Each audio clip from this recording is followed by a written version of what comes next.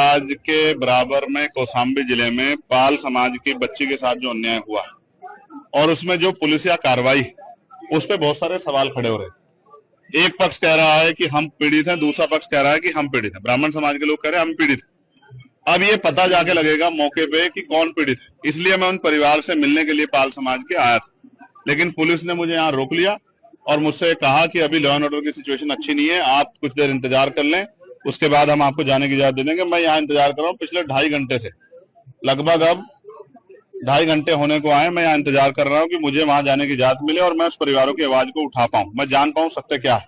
इसी तरह करछना में जो अन्याय हुआ कि एक शेड्यूल कास्ट के व्यक्ति को जला के मार दिया, उस परिवार को न्याय मिले, उस परिवार के साथ जो डर भय का माहौल खत्म हो, उसके लिए मैं यहाँ हूँ। लेकिन अभी तक पुलिस ने कोई ठोस जवाब दिया। मैं कुछ देर और इंतजार करूंगा। अगर पुलिस ने जो वादा किया है कि हम आपको जाने देंगे या परिवार से मिलाएंगे, अगर पुलिस पे खरी उतरती तो फिर मैं कूच करूंगा, कौशाम्बी भी जाऊंगा और करछना थाने वाले परिवार से जाकर उनसे मिलूंगा, उनकी न्याय की लड़ाई को मजबूत करूंगा। आप धरने पे भी बैठे हैं, क्या कारण है? मैं इसलिए बैठा हूं कि क्या उत्तर प्रदेश में कानून व्यवस्था इतनी कमजोर हो गई है कि एक सांसद अपने परिवार से नहीं मिल सकता है? क्या हो गया उत्तर प्रदेश में? हम इलाहाबाद में, जहां पूरे उत्तर प्रदेश के लोग आते हैं न्याय मांग रहे हैं, हम तो लंबे समय से मेरठ में हाईकोर्ट की बेंच की मांग को भी उठा रहे हैं, लेकिन इलाहाबाद में इसलिए मुझे तो रोका गया। अपराधियों क्यों रोका गया? यहाँ 500-700 पुलिस लगा के क्यों रोकना चाहते हो? क्या एक परिवार से नहीं मिलने की छूट दे सकते हो आप लोग? तो मैं तो कह रहा हूँ मैं अकेला जाऊंगा, आपके साथ जाऊंगा, आप ले चलो, लेकिन मुझे मेरे परिवार से मिलाओ, मैं उनकी तकलीफों को जान दो। भी उस माँ से मेरी बात हुई जो बच्ची की माँ, उन्होंने कहा मेरी बच्ची की हालत आके देखिए, हमारी हालत आके देखिए, हम यहाँ डर के साए में, हमारी मदद कीजिए, हमारी आवाज उठाइए। तो पुलिस मुझे क्यों रोक रही? क्या पुलिस किसी को छिपाना चाहती है? क्या पुलिस दबाव में काम कर रही है? मैं तो मानता हूँ पुलिस कभी दब नहीं सकती, लेकिन इस बात को जानना पड़ेगा कि सब क्या हो रहा है।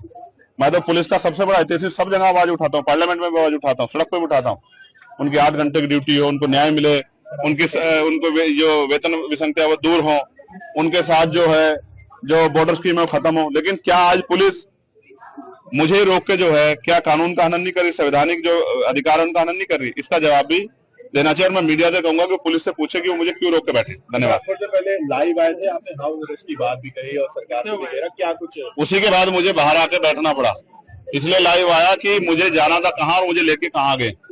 मैं संवैधानिक विचारों का प्रयोग, संवैधानिक विचार पे हूँ, इसलिए पुलिस से बातचीत कर रहा हूँ, वरना मैं लड़के भी जा सकता हूँ, मोटरसाइकिल पे बैठ के भी जा सकता हूँ। पुलिस जानती है जब मैं जाने पाऊंगा चला जाऊंगा, लेकिन मैं संवैधानिक विचार को मानता हूँ, संविधान को मानता हूँ, इसलिए पुलिस से बात कर रहा हूँ कि भाई हमें जाने दिया जाए या उस परिवार को हमसे मिला दे। अगर नहीं जाने दिया जाता तो क्या कुछ कदम उठाया जाए? तो फिर अभी तो इलाहाबाद में आप संघर्ष देख रहे हैं, फिर आप लखनऊ में देखना, विधानसभा का घेराव होगा, मुख्यमंत्री आवास का घेराव होगा, इतने बड़े पैमाने पे होगा कि पूरे प्रदेश से ट्रेन में लोग आएंगे और लखनऊ का चक्का चक्का जाम करेंगे। अच्छा,